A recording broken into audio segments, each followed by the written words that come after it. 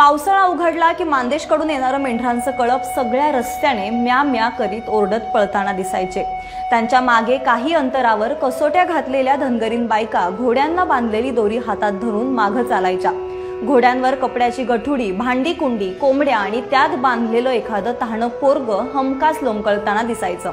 बायकांच्या डोक्यावर मोठमोठ्या सामानाने भरलेल्या पाट्या असायच्या, सोबत बारकी चिलीपिली आणि पायात घुटमळ करणारी कुत्री। असा सारा लवाजमा रस्त्याने निघाला की धनगर घाटाकडे निघाले असं माणसं म्हणायची।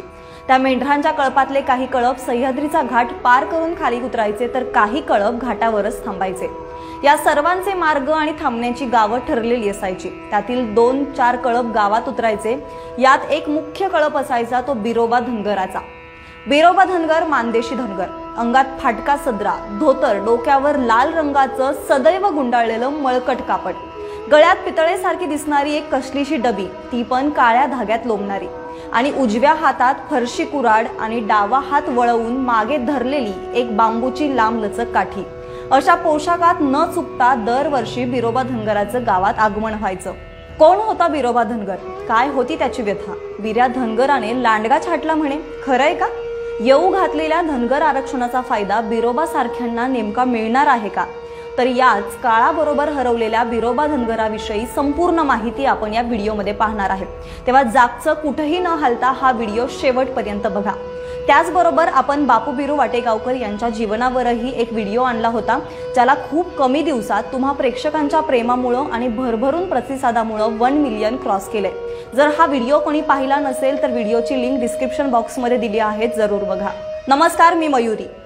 गावाच्या बाजूने मोठा नदीकाठ आणि गावाच्या शिवेला चारी बाजूने मोठे माळरान, याशिवाय डोंगर काठाने आणि ओढ्याकडेने कायम येथे मुबलक चारा मिळायचा। त्यामुळे एखाद्या गरजवंतू शेतकऱ्याच्या नांगरट केलेल्या शेतात ही मेंढरं बसवली जातात।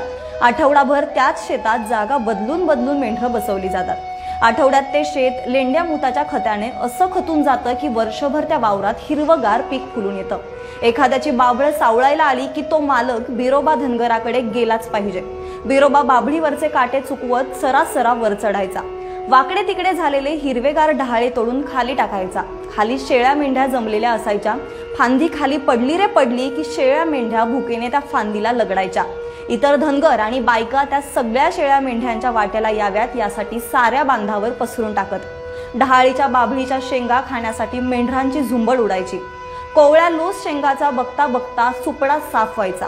मेंढरांनी खाऊन पडलेल्या रिकाम्या काटेरी फांद्या बिरोबा धनगर त्याच्या इतर सोबत्यांसोबत गोळा करायचा। बाभळीच्या खालीच बांधाला लागून काटेरी फांद्यांचा फेस रचायचा। त्याला बाभळीचा हेल असंही म्हटलं जातं। त्याने रचलेला हेल वाळून गेला की पावसाळ्यात जळणासाठी 2 गडी माणसं खालून जाड लाकड घालून अगदी सहजपणे बैलगाडीत चढवायची। घराजवळ रस्त्याच्या कडेला बैलगाडी उलटी केली तरी हेल विस्कटायचा नाही, इतका अप्रतिम हेल रचायचा बिरोबा धनगर। तो फांद्या छाटतानाच अशा छाटायचा की एखादी बाई जेव्हा रस्त्याकडेला जळणासाठी काटक्या कुटक्या तोडायला बसायची तेव्हा तिला वाळक्या फांदीचा काटा टोचणार नाही की फांदीची वाळकी कोच सुद्धा टोचणार नाही। संध्याकाळ झाली की शेळ्या मेंढ्या ठरलेल्या मुक्कामी शेताकडे म्या म्या करीत माघारी परतायच्या। वावराच्या बाजूने त्यांच्या सुरक्षेसाठी वाघर बांधली जायची। आभाळाच्या छताखाली आणि कंदिलाच्या उजेडात धनगरीन बायका वावरात 3 दगडांच्या चुली पेटवायच्या। लहान मुलं चुलीच्या जाळाभोवती जमा व्हायची। वाळक्या काटक्या कुटक्या घालून पेटवलेल्या लाल बंद चुलीवर बिरोबाची बायको हिरा धनगरी इतर बायकांसोबत भाकरी भाजताना दिसायची। एखादी धनगरीन कालवणाला दगडाची ठिकरी द्यायची, तर एखादी धनगरीन आमटीला खमंग फोडणी अशी द्यायची की सगळ्या माळरानावर वास पसरत जायचा। रस्त्याने जाणारा येणारा वाटसरू म्हणायचा, कशाला फोडणी दिली बिऱ्या धनगराच्या बायकोनं? लका वास बघ कसा सुटलाय, पाणी सुटलं गड्या तोंडाला। एखाद्या दिवशी बकऱ्याचा खास बेत असेल तर गावातील ठराविक जणांना त्याचं खास आमंत्रण असायचं। तो पण रात्र चढेपर्यंत जेवणाचा कार्यक्रम चालायचा। सगळ्यांचे जेवण खाणं आटोपलं की खास धनगरीन ओव्यांचा बेत चालायचा। सगळे एकत्र गोल गोल फिरत ओव्या गायचे। बिरोबा गळ्यात ढोल अडकवायचा। सुरुवातीला दोन्ही बाजूंनी एका सुरात बडवायचा आणि ढोलाचा आवाज निघू लागला की बाकीचे गोल गोल गिरक्या घेत उड्या घेत राहायचे। नंतर नंतर मोठ्याने ढोल बदडत बिरोबा सगळं गाव जागं ठेवत सुंबरान मांडत जायचा। या धनगरांच्या कळपाला रात्रीची मुख्य भीती असायची ती लांडग्यांची। साऱ्या शिवारभर लांडग्यांची बकऱ्यांच्या वासामुळे प्रचंड दहशत असायची। वाघरीत उड्या मारून गळा पकडून कधी मेंढी गायब व्हायची याचा पत्ता सुद्धा लागू देत नसत लांडगे। यासाठी धनगरांना रोज जागं राहण्याची पाळी यायची। अशीच एकदा बिरोबाकडे पाळी आलेली। अमावस्येची रात्र, काळा कुट्ट अंधार पडलेला। मध्यरात्री वाघरत अचानक हालचाल सुरू झाली। कुत्री जागी झाली आणि ओढ्याच्या दिशेने भुंकत सुटली, पण बिरोबा जागचा अजिबात हल्ला नाही। कुत्र्यांना लांब घेऊन जाणारे लांडगे वेगळे होते आणि मेंढ्यांवर हल्ला करण्यासाठी थांबलेले लांडगे वेगळे होते हे त्याच्या चाणाक्ष नजरेने ओळखलं होतं। अचानक वाघरत शिरून एक मेंढी लांडग्याने बाहेर काढली। लांडग्याच्या जाण्याच्या नेमक्या मार्गात दबा भरून बसलेला ही बिरोबाने क्षणाचाही विलंब न करता कुऱ्हाडीच्या घावात लांडग्याची मान खाली पाडली। अंधारात रक्ताच्या चिळकांड्या उडाल्या। लांडग्याच्या तावडीत तडफडणारी मेंढी ढिल्ली झाल्यामुळे सैरावैरा पळू लागली। त्याच्या आवाजाने झोपलेली सगळी धनगरच जागी झाली, तर बिरोबा धनगर अजून कुऱ्हाडीचं घाव घालत ओरडत होता, लका पोटच्या पोरागत शेळ्या मेंढ्या जपतोय, तुम्हाला लय नॅट पडतंय वैर फुकटचं खायला, पुन्हा इकडं फिरकाल तर याद राखा। दुसऱ्या दिवशी साऱ्या गावभर हीच चर्चा। बिऱ्या धनगराने लांडगा छाटला। उन्हाळी पाऊस ढासळू लागला की कळपातल्या शेळ्या मेंढ्यांचं प्रचंड हाल सुरू व्हायचं। अशा वेळी मुरमाड माळावर त्यांचा मुक्काम पडायचा। खालून जमिनीला पाण्याने पाझर सुटलेला असायचा। मेंढरं बसायचीच नाही खाली, लेकरं टेकायचीच नाही बुड जमिनीला। पालाच्या चिखलातच पेटल्या जायच्या चुली, कडाडणाऱ्या विजांच्या उजेडात भाजल्या जायच्या भाकऱ्या, पावसात साठवलेल्या पाण्यावरच दिल्या जायच्या आमट्यांना फोडण्या। पण पडलेल्या पावसानं नवा हिरवा चारा फुटेल आणि आपलीच मेंढरं मातीला झोंबतील हा नवा आनंद सुद्धा असायचाच प्रत्येकाच्या मनात। बिरोबाला आपल्या कळपातील शेळ्या मेंढ्यांची डोळ्यात तेल घालून काळजी घ्यावी लागायची।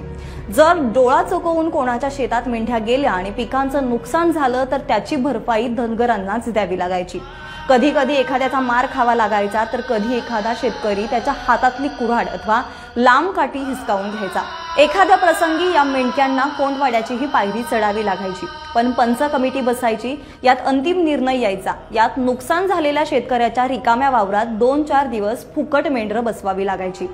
एका वर्षी दरवर्षीप्रमाणे बिरोबाची मेंढरं गावाच्या शिवारात उतरलेली। उन्हाळ्याचे दिवस होते, सगळीकडे उन्हाने नुसती अंगाची लाहीलाही होत होती। अशा भर उन्हात बिरोबाची बायको हिरा धनगरीन ओढ्याच्या काठाने जळणासाठी काटक्या कुटक्या गोळा करीत होती। याच भर उन्हात तिला उन्हाचा झटका आला आणि ती खाली कोसळली। इतर बायकांनी तिला पाहिल्यावर ओढ्यात एकच कल्लोळ माजला। शिवारातली कामं करणारी माणसं आवाजाच्या दिशेने पळत सुटली। बघता बघता हिरा धनगरीन मेल्याची साऱ्या गावभर बातमी पसरली। माणसांनी तिला ओढ्यातून वर आणून एका लिंबाच्या झाडाखाली ठेवलेली। 2 तास संपले, रडारड थांबली। तिथंच ओढ्याच्या काठावर तिला अग्नी दिला गेला। काही वेळाने सगळी माणसं पांगली। बराच वेळ गेला, अजून ओढ्यात हिरा धनगरीन जळत होती। सगळ्या ओढ्यातून धूर पसरला होता। ओढ्याच्या वर असलेल्या किशानाण्याच्या विहिरीच्या धावेवर बाबळीच्या झाडाखाली जिभेतली लाळ गाळणाऱ्या कुत्र्यासोबत त्याच्या 2 रडक्या पोरासनी मांडीवर घेऊन भविष्याच्या काळजीत बिरोबा धनगर वाळक्या भाकरी चावत बसलेला। वर्षामागून वर्ष लोटली। बिरोबा धनगराची पोरं बाळं मोठी होऊ लागली। दरवर्षी न चुकता धनगरांचं कळप गावोगावी येत होतं, पण हळूहळू ते उन्हाळ्यापुरतेच मर्यादित दिसू लागले। मेंढरं चरायला जागाच शिल्लक राहिले नाही। सगळ्या अवतीभवती पाण्याचे पाट वाहू लागलेले। माणसांनी शेताला बांध ठेवलं नाही की गुराढोरांना चरायला माळरान सुद्धा मोकळं ठेवलं नाही। बघावं तिकडं नुसत्या ऊसाचंच पीक वगून वर वर येऊ लागलेलं। ज्वारी, बाजरी, तूर, जुंधळ करायला कोणी तयारच नाही। जिथं मेंढरं चरणार तरी कशी आणि धनगर उतरणार तरी कुठे? ऊस निघाला की पुन्हा त्याच शेतात ऊसाचं पीक, की लगेचच वावरात कारखान्याची मळी। वावराला विश्रांती तरी अशी नाहीच, मग मेंढरं बसवण्याची वाट बघणार तरी कोण? जागाच उरली नसल्याने बिरोबा धनगराचं मेंढरांचा कळप 4-8 दिवस नुसता गावोगावी वळसा मारून पुढच्या गावाला निघून जाऊ लागला। पुढे शिक्षणासाठी लोकांची घरदारं सुटली। गावचा हात कायमचा सोडला आणि शहराचा हात हातात घेतला। आपल्याच माणसाची आठवण यायला वेळ नाही, तिथं बिरोबा सारख्याची येणार तरी कुठून? बिरोबा धनगराची लहानपणी पाहिलेली कितीतरी माणसं मेंदूच्या एखाद्या पेशीत अदृश्य होऊन गेली। एखाद्या मसवडच्या सिद्धनाथच्या यात्रेला दर्शन घेऊन प्रसाद वगैरे घेतला तर पायरीवर एक व्यक्ती एकटीच बसलेली दिसली। कुठेतरी चेहरा पाहिल्यासारखा वाटला, पण काही आठवत नव्हतं। तसाच पायऱ्या उतरू लागलो तर पटकन डोळ्यासमोर बिरोबा धनगर दिसला। पटकन पुन्हा माघारी वळालो, खात्री केली तर बिरोबा धनगरच। तसं त्याने मला ओळखण्याचं काहीच कारण नव्हतं। मी माझी ओळख दाखवली तसा बिरोबा हरकून गेला। आपल्याला या वयात कोणीतरी ओळख दाखवली ही गोष्टच त्याच्यासाठी खूप मोठी असावी। वयानुसार तो आता पार थकून गेलेला। घरची विचारपूस केली तर त्याचा लग्न झालेला पोरगा बायका पोरांना घेऊन जगण्यासाठी बाहेर पडलेला। दोन्ही मुली लग्न होऊन नांदायला गेलेल्या. तुम्ही कुठं राहता विचारल्यावर म्हणाला, आता एका पुतण्याकडे तुकडा खातोय. शेळ्या मेंढ्यांचा कळप आहे का म्हणून विचारल्यावर तो कुठेतरी हरवून गेला. म्हणाला, सगळं गेलं आता काळासोबत उडून. जगायचं कसं तरी आता, किती दिस राहिल्यात आता. मी जाण्यासाठी खालच्या पायरीकडे निघालो तर त्याचा उजवा हात मनगटापासून खाली तुटलेला दिसला. नुसती त्याच्या हाताची कुणी थरथर कापताना दिसली. उडालोच, सर्रकन अंगावर काटाच आला. एकेकाळी ज्या हाताने चकाकणारी फरशी कुऱ्हाड गावोगावी रुबाबात मिरवली, तो हात मनगटापासून खाली तुटला तरी कशाने. अमावस्येच्या मध्यरात्री ओढ्याकडेला लांडग्याचं मुंडकं छाटणाऱ्या बिरोबाच्या उजव्या हाताची शिकार नेमकी केली तरी कुणी म्हणायची. रिकाम्या पोटाने, काळाने की व्यवस्थेने. भीतीने त्याला विचारलं तर समजलं पोटासाठी आटपाडीकडच्या एका रसाच्या गाड्यावर कामाला होता. ऊसाच्या चरक्यात ऊसाच्या कांड्या घालता घालता एके दिवशी हातच घालून बसला. मनात विचार आला, एकेकाळी बाभळीच्या फांद्या तोडण्यासाठी सळसळ करणाऱ्या त्याच्या उजव्या हाताला अजून बाभळी तोडाव्या वाटत असतील का.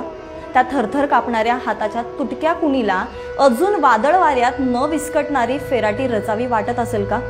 हातात फरशी कुऱ्हाड आणि खांद्यावर बांबूची लांबलचक काठी घेऊन अजून एखाद्या ओढ्याकाठी बाभळीच्या झुडपाचा पाला शेळ्या मेंढ्यांना खाऊ घालावा असं वाटत असेल का. काय ही बिरोबाची अखेरची दशा. ही व्यथा फक्त बिरोबा धनगराची की अदृश्य असणाऱ्या कित्येक धनगरांची. येऊ घातलेल्या धनगर आरक्षणाचा फायदा बिरोबा सारख्यांना नेमका मिळणार तरी काय, की त्यात अंशाता दिले या सारख्या शब्दांच्या जंजाळात बुडवून काढून बिरोबा धनगर नुसता शासनाच्या कागदोपत्री योजनेत चिटकवला जाईल. अनेक प्रश्न डोक्यात, अनेक चित्र डोळ्यात, पण उत्तरांचा वनवा. ज्यांच्याकडे माझे धनगर बांधव आशेने बघतात त्या धनगर समाजाचे नेतृत्व करणारे महादेव जानकर, आमदार गोपीचंद पडळकर, राम शिंदे आता शांत काय का फक्त निवडणुकीपुरतीच यांची आश्वासने मर्यादित असतात का याच राजकारणातील लोकप्रतिनिधींना पक्षातील पक्षश्रेष्ठी फक्त निवडणुकीपुरतीच वापरतात का हेच लोकप्रतिनिधी समाजाला आश्वासने देत फक्त निवडणुकीसाठी वापरतात. नंतर कुठे जातो यांचा समाज. गरज सरो आणि वैद्य मरो या म्हणीला पण लाजवेल अशी कृती सध्या घडतेय का. यावर तुमचं सविस्तर मत आम्हाला कमेंट बॉक्समध्ये नक्की कळवा.